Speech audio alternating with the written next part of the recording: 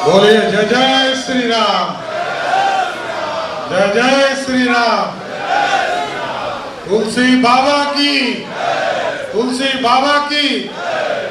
बोलिए सियावर रामचंद्र की। आज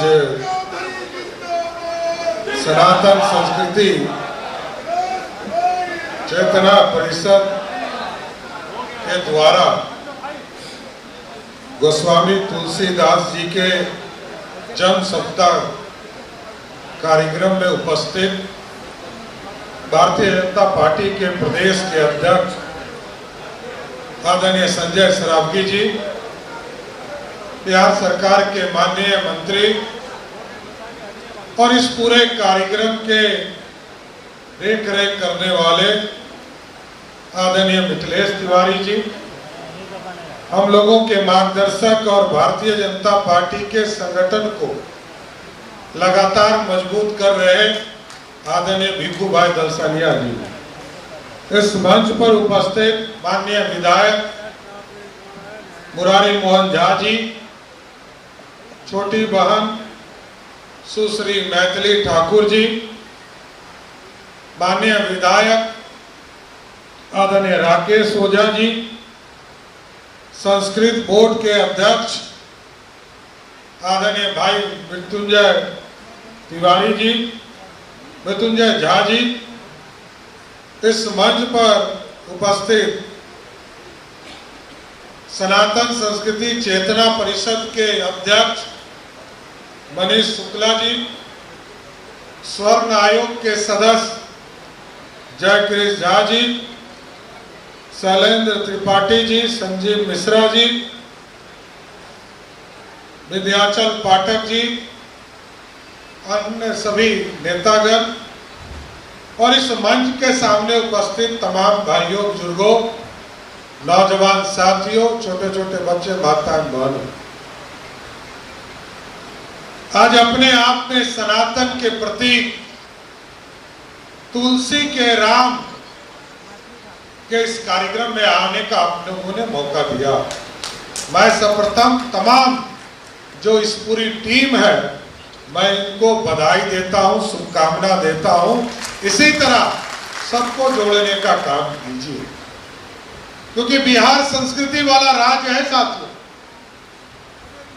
इतिहास हमारा स्वर्णिम काल का रहा है, सनातन का रहा है, भारत की संस्कृति को बढ़ाने वाला रहा। और भगवान तुलसीदास जी, भगवान राम, तमाम लोगों के योगदान से ये बिहार आगे बढ़ा है। और आप सोचिए, ठीक कहा अभी मिथिलेश जी कह रहे थे कि पंडित चाणक्य ने कल्पना की आज से 2500 वर्ष पहले इस बिहार जिसका नाम मगध था, जो आज से 3 गुना बड़ा भारत था, उसकी संरचना किया और कहा अखंड भारत बनाएंगे। वैसे पंडित चाणक्य को भी प्रणाम करता हूं। और गुरु के बिना शिष्य आगे बढ़ता नहीं है सर, ये बात सही है। लेकिन जब बिहार और अखंड भारत का सपना इसी पावन धरती से बढ़ा, इतिहासकार कहते हैं कि यदि जब मगध हुआ करता था तो ये पटना पाटलिपुत्रा हुआ करता था। और पाटलिपुत्रा से ज्ञान की भूमि भी इसी बिहार में था। नालंदा जैसा प्रसिद्ध विश्वविद्यालय इसी पावन धरती पर था। और यहीं पर विक्रमशिला यूनिवर्सिटी की भी स्थापना की गई। लेकिन साथियों, मैं बताना चाहता हूं, अभी तो कई चीजें करना बाकी है और सनातन को आगे और बढ़ाना है।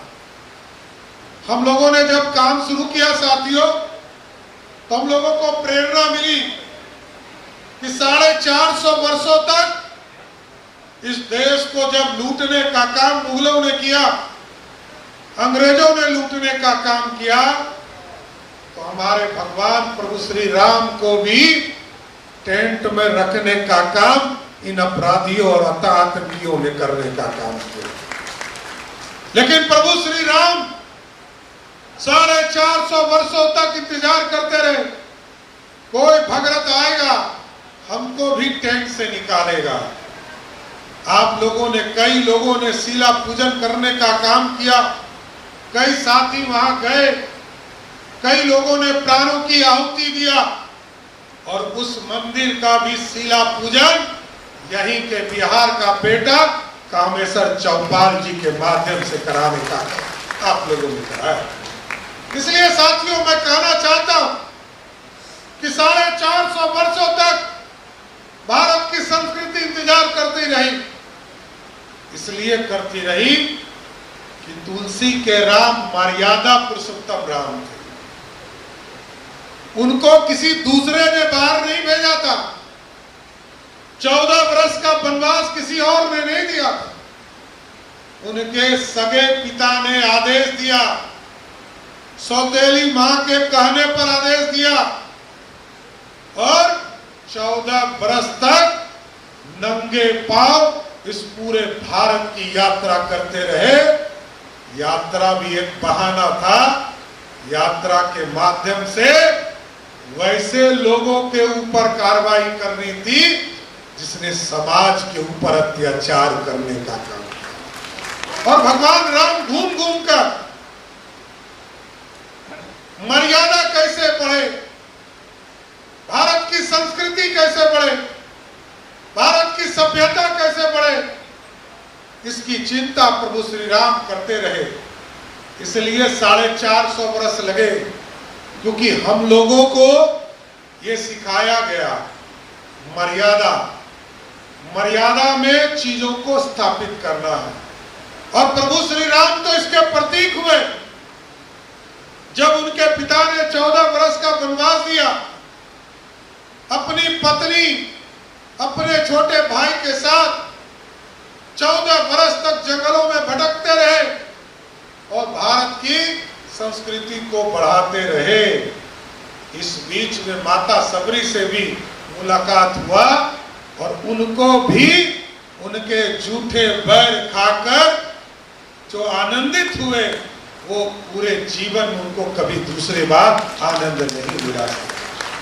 इसलिए हमें संस्कृति सिखाता है, सभ्यता सिखाता है कि कैसे भारत को बढ़ाना और बर्दाश्त भी करना है। आप देखते होंगे 450 वर्षों तक लोगों ने कहा कि कोर्ट में लड़ेंगे। विश्व हिंदू परिषद के साथियों को धन्यवाद देता हूं, संघ परिवार के लोगों को धन्यवाद देता हूं जिन्होंने पूरी तरह इसकी लड़ाई लड़ी। भारतीय जनता पार्टी ने बीच में आकर अपना सहयोग दिया, आंदोलन को बड़ा किया और मैं मोदी जी को धन्यवाद देता हूं। 3 विचारधारा और 3 चीज जो 1950 में इस देश में जनसंघ के लोगों ने इस भारत की कल्पना की, नहीं चलेगा 2 विधान, नहीं चलेगा 2 प्रधान और नहीं चलेगा 2 निशान। इसको समाप्त करने में जरूर 70 वर्ष लगे साथियों। कई समझौता भी पार्टियों ने किया, जनता पार्टी में विलय हो गया क्योंकि भारत को बचाना था इमरजेंसी से।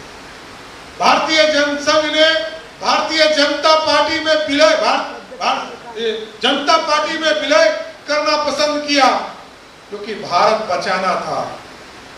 और दूसरा जो सबसे महत्वपूर्ण था कि तब तक इंतजार किया, गठबंधन हमने किया, विलय हम किए, लेकिन जब आपके आशीर्वाद से 2014 में नरेंद्र मोदी जी की सरकार 282 सीट जीत कर आई और 2019 में दोनों सदनों में हमारे बहुमत पारित हो गए, उसी 370 को उखाड़कर कचरे के ढेर में फेंकने का।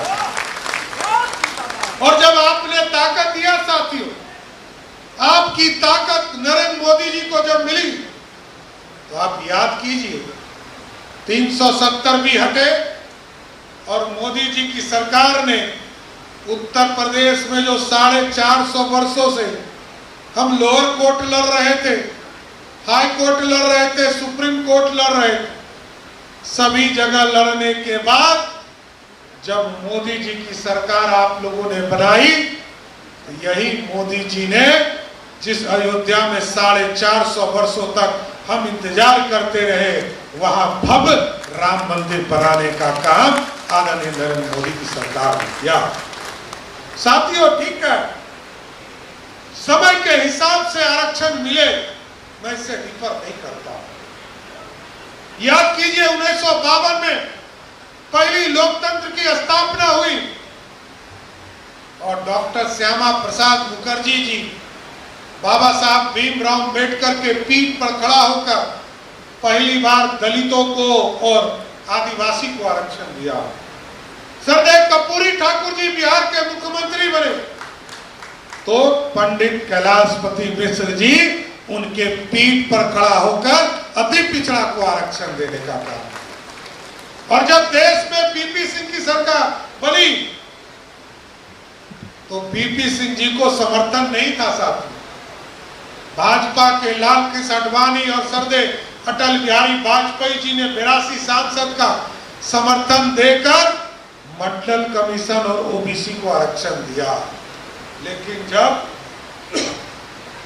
देश में पहली बार अति पिछड़ा का बेटा गद्दी पर बैठा तो स्वर्ण समाज के लिए भी 10% का आरक्षण देने का काम भारतीय जनता पार्टी। ये सबका साथ सबके विकास की बात है। और आज तो आप लोगों ने ताकत दिया।